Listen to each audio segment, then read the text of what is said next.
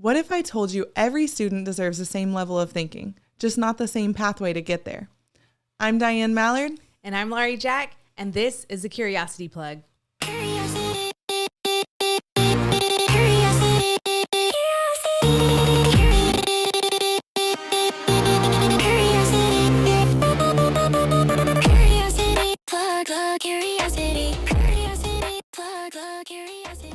All right, rigor. Feels like a buzzword. Differentiation. Yes. That also feels like a buzzword. Scaffolding. All the buzzwords. Yes. Okay, so rigor, differentiation, scaffolding. Those are going to be our kind of buzzwords for today. And those are kind of the buzzwords in the educational world right now. Definitely. So what do they mean? Let's start with rigor, because I feel like that kind of is the meat of it, and that's what we're hearing a lot. When I think of rigor, I think of is the task, the difficulty of the task, the level of thinking we're asking students to do, and is that aligned? Definitely. I think, yes, how challenging is a task? Mm-hmm. How difficult is a task? Mm-hmm. And making sure that we are not lowering the challenge or the difficulty, and we're just providing an entry point so all students are able to complete that same task. Yep. So that has me thinking, how are teachers, educators supposed to know the appropriate rigor? Where do they find that? Well, they definitely need to look at their standards first. Mm-hmm. I think we look at, now we have like all the different levels of verbs and the tasks where we have like remembering versus all the way up to creating and applying. So how can we get students there and making sure you're right, making sure that it's the right level of challenge for that specific standard. So we look at the verbs in the standards and we make sure that they're able to apply it somehow. Yeah. So making sure, even if it's identify is the verb in the standard, how do we make sure they identify, but what is the purpose and the why behind that? Yep. Yeah, I think that's something that I was reflecting on this year as I was building some curriculum, is that the 6th grade standards for science in Texas, they often repeat describe again, but we don't get our rigor just from the verb of the standard. I love how you talked about how are they going to apply that? What skill, what SEP are kids going to do with that content standard? And when we take those two things together, then we start to figure out the appropriate level of rigor. Yes. So in science, we have our content standards, and then we have our science and engineering practices, which is basically used to be our process standards. Yep. And I know NGSS has those as well. And then, of course, we have our recurrent themes and concepts, which is bringing another layer in. But today we're going to focus on really like the skills paired with the content, and how can we make sure that those are meeting the right challenge and the right grade level, and also challenging our students. Because when we think about scaffolding or meeting kids where they're at, we're usually thinking about making it easier for them to do the task. We're not always thinking about how do we extend and challenge the mastery level students as well. And I think something I hear sometimes is that the assumption is for our on-level kids, our kids that are performing right at grade level, that what they need to do is meet the verb in the standard. And that's still a disconnect. That is not the starting. That's not the baseline. The baseline is that plus the skill that they're using to apply that. So I think it can be a kind of a shift in our mindset, is from looking at that verb of the standard only to going to how are they applying it? What level of thinking does that application require students to be able to do? It's making me think of, if it says describe competition between abiotic and biotic factors, one of our 6th grade standards. It's not just about describing. They have to analyze a food web and consider changes in the food web. So they have to do more than just describe. So describe is the entry point. And then we're also, within the same standard, they're having to talk about the changes that are happening as well. Yep. And then when we pair that with an SEP, what does that look like? So then often what we're seeing is they're having to use a model to construct an explanation. So having to analyze that model, and they're normally given some sort of change. What would happen if the carrots decreased or whatever? And then they have to explain what would happen based on that. That's interesting. I think those are the things that we want. We always talk about preparing our kids for the real world, and not just the world today, the world or the future, what it looks like 5, 10 years, 20 years from now. So how can we make sure even what we see today, like social media has took like skyrocketed and like has took this huge turn and is very prevalent or important in a lot of it's what kids see most. Definitely. And so when you're exposed to that, you're seeing a lot of these infographics and this data as well. Yeah. So how do we prepare them to be able to analyze data no matter where it's coming from, to be able to question what is the source, what is the sample size, and be curious about the world around them to be able to ask those questions. So I think that's what we're speaking to as well. Is like when we talk about rigor, when we talk about the challenge of the task, we're not just trying to cover the content. We're not just trying to prepare them for a test. We are trying to prepare them for life in general. Yeah. And the skills needed to do that. So especially with social media, and I feel like infographics are like the new thing. It's definitely easy to create. They're easy to create with AI. We can have them in a snap of our fingers. Yes. I definitely think that. And that's a reminder that the SEPs, the skills, the process standards aren't just extra for the kids who are getting it. That's what all kids need for right now, but also for the future. Yes. The skills are what are transferable. They might never use moon phases again in their life, but they're going to analyze some data in their life. They're going to construct explanations in their life. Yes, so identifying patterns of moon phases, but really understanding why it is that we have moon phases. Could we survive without the moon? Things like those questions that kind of, when we get kids curious about it, they are automatically wanting to do more and meet the difficulty of whatever task that we throw at them as well. Yeah, so it sounds like the more we get kids engaged, the easier it is to up that level of rigor and invite them to be involved in and wanting to do the rigorous task. So when we say rigorous, are we what do we mean exactly? Are we talking about more difficult? Are we talking about, sometimes I think the misconception is we want to do more work. Not more work. When I think rigorous, I think first I think of not rigorous. When I think not rigorous, I'm thinking our really basic fill in the blank type worksheet, something that is at that describe level, real low on Bloom's taxonomy, versus when I think rigorous, I think a task where the skills are embedded in that task. So that's when we might have some pushback from our kids if they're not used to it, because they can't just go find the answer in the handout or find the answer in their notebook. They can use their notebook, but they have to apply it to something new or novel to them. And we talked about with AI also. So that almost sounds like an AI proof, or how are we using it? Because I know AI in the world today also, it's like, okay, well, how do we make sure that it's not a Googleable question? Is that a word, Googleable? I feel like now in 2026, that's a word. Next, it's going to be AI-able.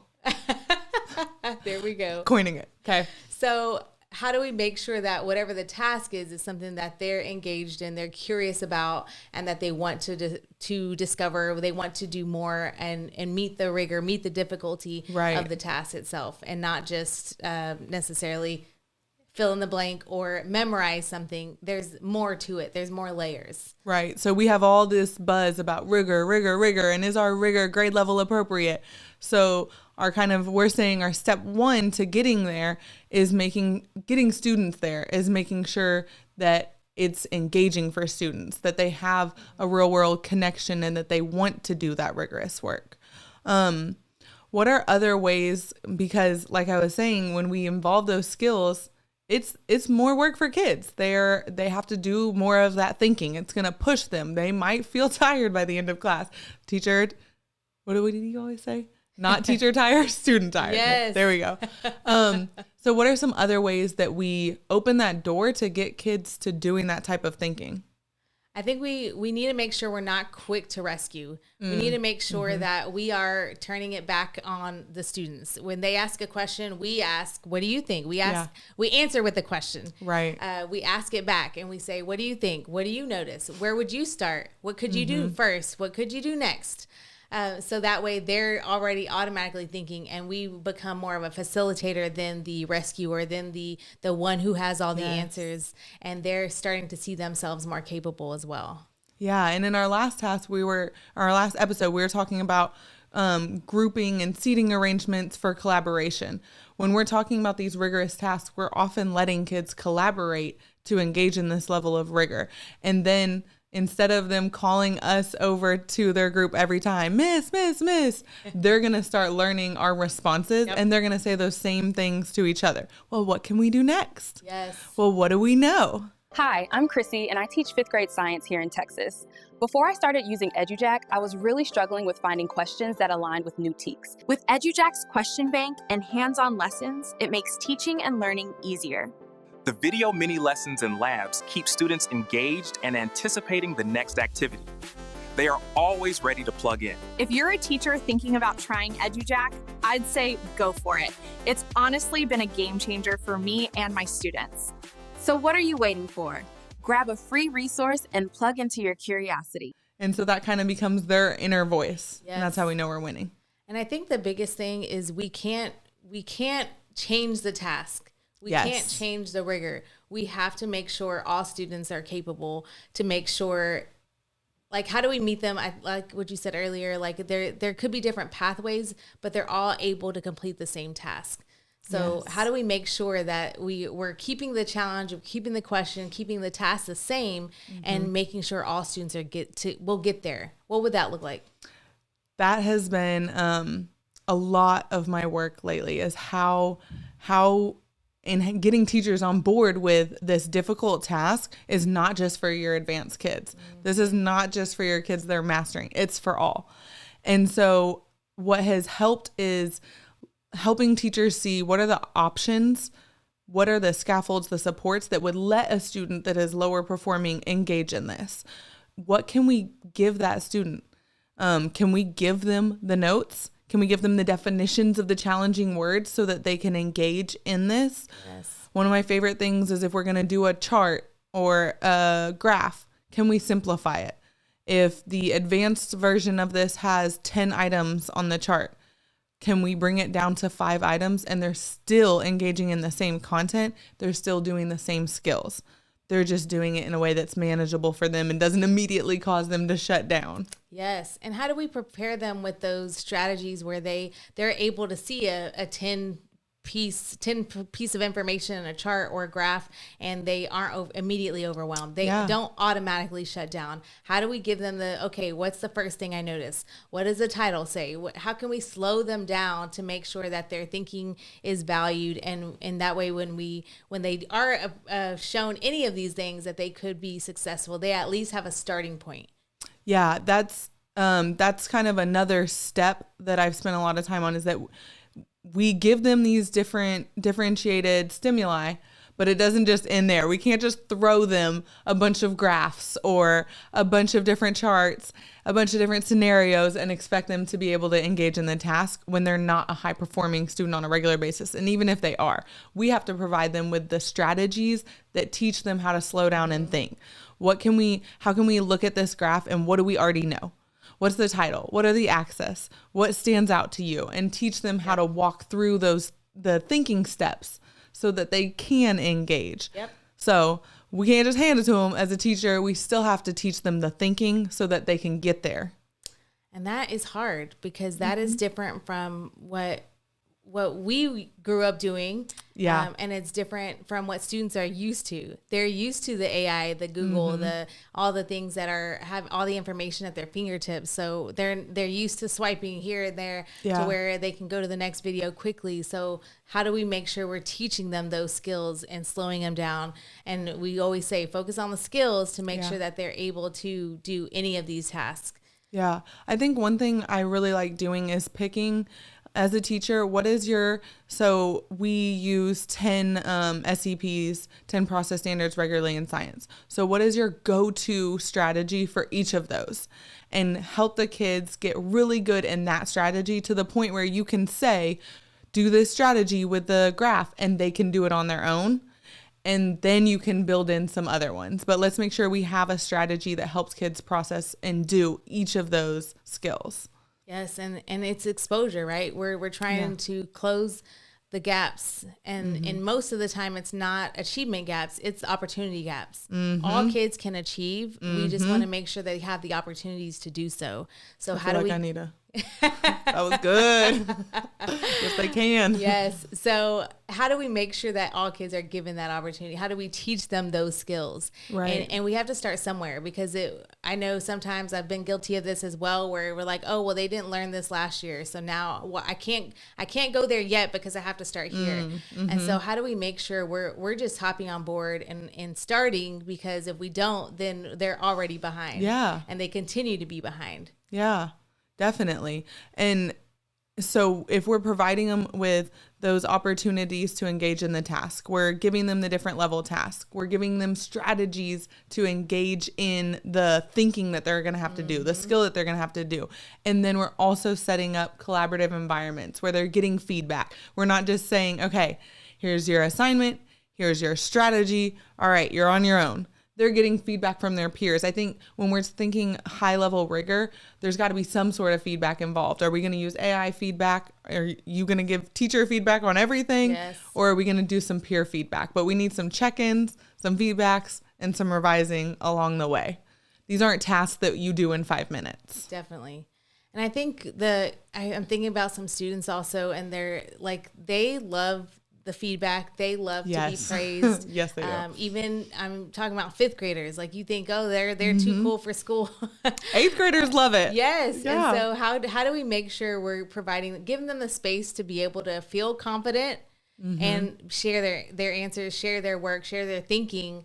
That way, like we said, in a collaborative setting first, and then being able to share out loud, whether it's writing, whether it's through an AI tool, typing something, whether it's on a whiteboard.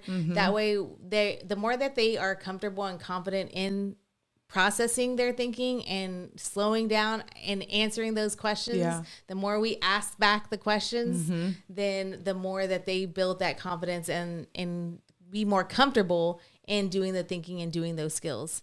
Yeah. So we have to teach them how to give feedback, how to receive feedback, how to ask for feedback. And as I'm kind of listening to us and thinking through this, a shift is that instead of teaching content, we are teaching the skills for the thinking, the skills for feedback, so that they can engage in content in a higher level. If all we taught was content, we could do that at a described level and we'd be done. If we need them to get to that higher level, we teach them the skills, and then they can engage in the content at all levels. So even just feedback, kids don't walk in knowing how to give feedback or even how to receive feedback. So teaching them to pick one thing that you want feedback on. I know that I want feedback on my connection between my data and my reasoning. I want whatever it is. And then teaching kids to give feedback.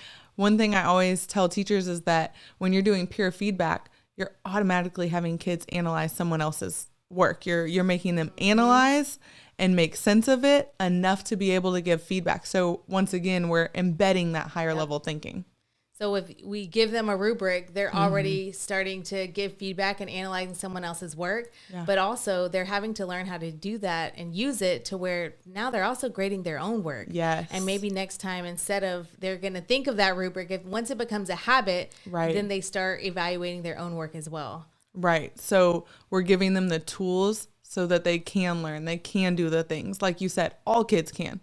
They can, but have they had these tools? Has anyone ever taught them how to, we get middle schoolers all the time. Have they ever learned how to analyze data? Do they know how to look at a graph and make sense of it?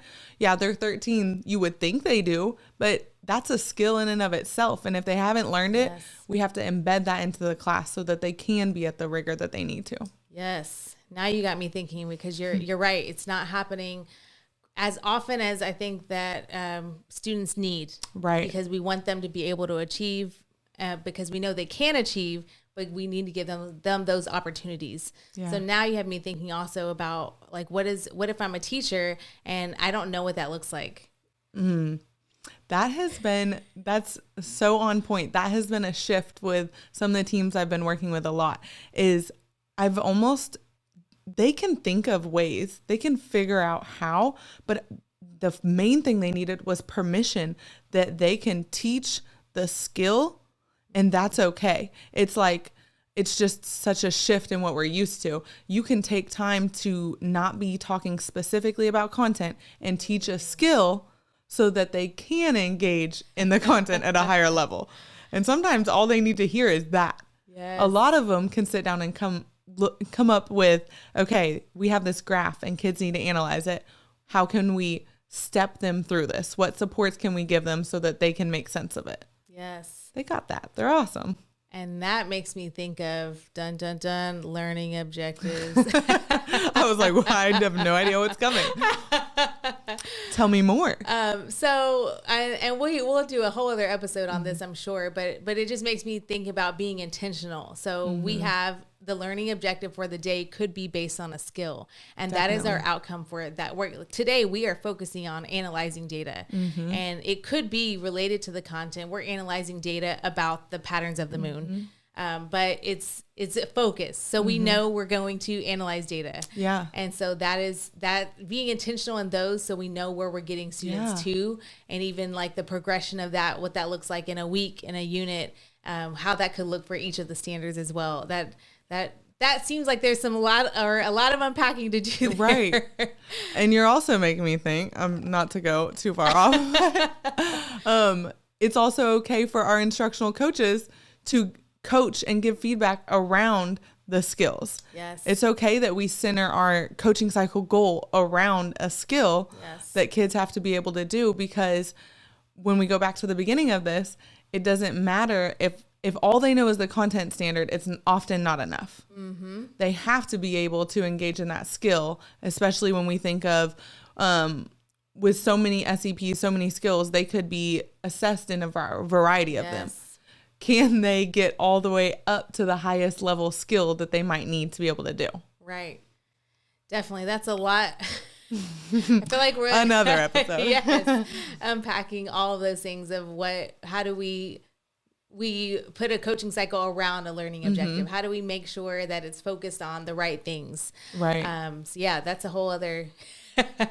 It's just a little food for thought. Yes.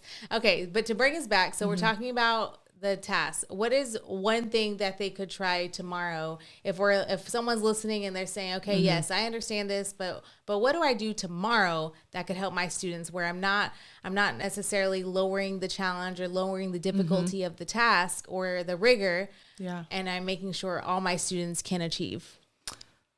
I think that one thing we can implement immediately is, if you're a teacher, decide what are your 2 questions that you're going to use to stretch kids' thinking. Get 2 in your back pocket that you're always ready to pull out, and train yourself. When a student asks you a question, you're repeating one of those 2 questions back to them. Before you rescue them, you're repeating them probably more than once. Yes.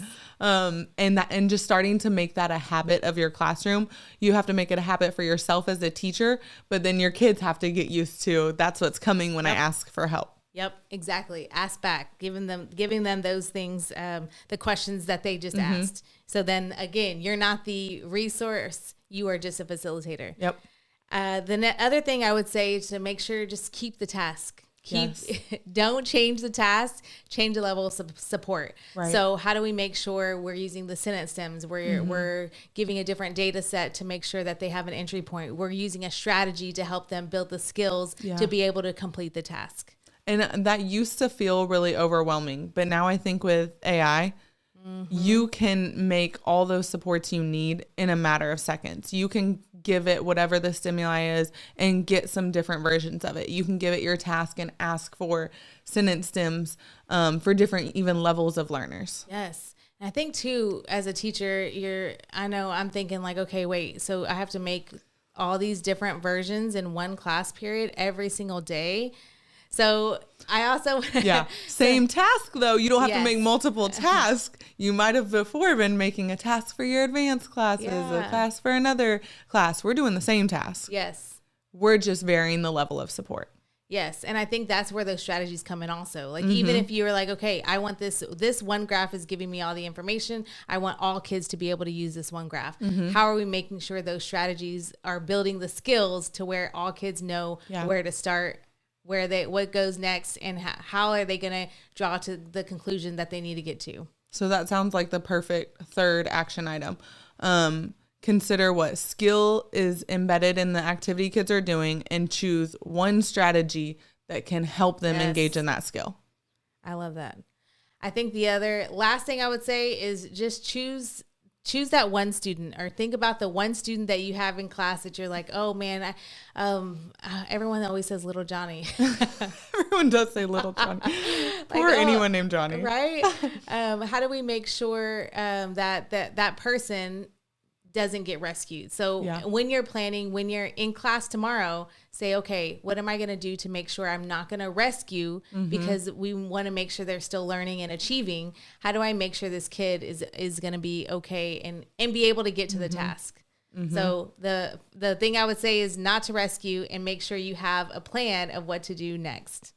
Because we're building thinkers. Yes. Yep. Love it. All right. Well, so rigor, differentiation, and scaffolding. I don't think we use those words too much. Not too many buzzwords. I think we explained them well enough. Yeah. Well, I think if you have any questions or think of anything else that you want us to talk about on the next episode, let us know. Make sure you follow us on all the socials. Check out our description for any of the resources, and we'll see you next time. I'm Laurie Jack. And I'm Diane Mallard. And this is the Curiosity Plug.